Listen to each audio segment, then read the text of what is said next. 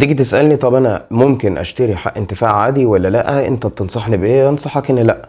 يعني حق الانتفاع ده عبارة عن انتفاع وقتي فقط لا غير مدى الحياة، أو انتفاع للورثة مدى الحياة، ولكن أو بعقد 50 أو 100 سنة مثلا.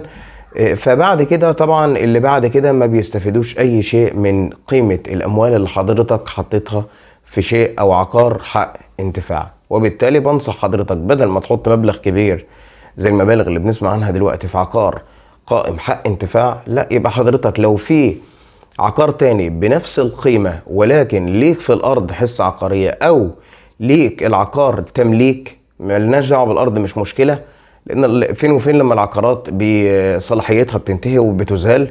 طبعا في عقارات واقفة فوق ال100 سنة كمان، فبالتالي مش مشكلة بالنسبة لنا الأرض دلوقتي، لأن الموضوع أصلا الأراضي بقت قليلة جدا. ولكن لو المباني تمليك، استثمر في المباني، التمليك أفضل.